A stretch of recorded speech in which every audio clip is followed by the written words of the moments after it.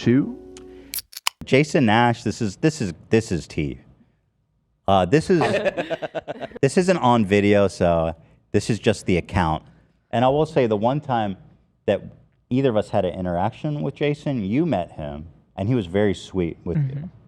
So yeah, I haven't talked about it on the show, but we did run into each other. Oh, we haven't? Post. No, I don't think we did. Frenemies. Post the drama and everything. So it was very nice, and it felt like we were like trauma bonded a little bit. Yeah. And it was very short because it was just the break between a show. Like it was a bathroom break. So it was very short, but very nice and respectful. And yeah. I think he actually was really sweet. He even, can I say he was very sweet. Can I say that he wanted to talk more? Or what? If he said, if you want to talk more, and gave you his contact. He gave me his number, really nice. but I never if you followed to talk up. About the trauma.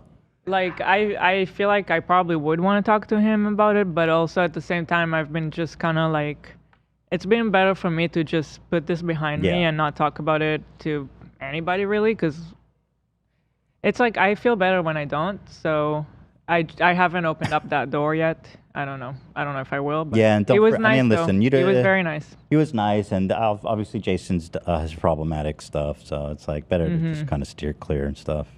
With all the Seth stuff and all that. But he was nice. That's all I'm saying. So they said last night Jason did his first show on a comedy tour in Boston. During a set, he mentioned Trisha driving into his house and mentioned David in the vlogs, but didn't go further into any of it. At the end, he did a Q&A segment where the audience asked very boring questions like, what's a piece of advice you have for an upcoming YouTuber? I soon realized no one was going to ask anything good. Shout out fam. I decided to say something.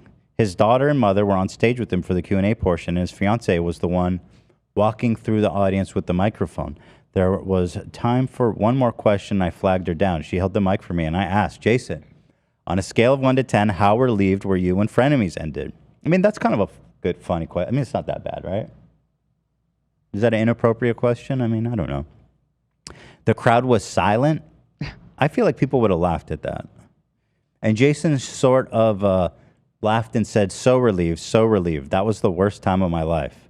The vibe got awkward, so I mumbled into the mic, I'm glad you got through it. And he looked straight into my soul in a very serious voice and said, they'll get what's coming to them.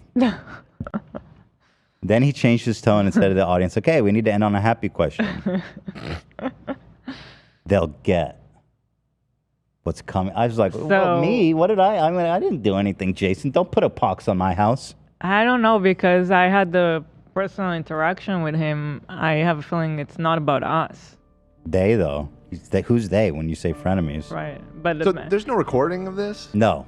This is just one, and that's why I say this is just one person's recounting. This was at a comedy show? I could see... It's a deadpan. I could see that being a deadpan joke. Yeah. Right. Yeah. Me too. Mm-hmm. Okay. He's forgiven.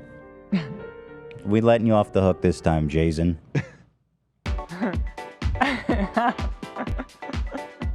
Angela.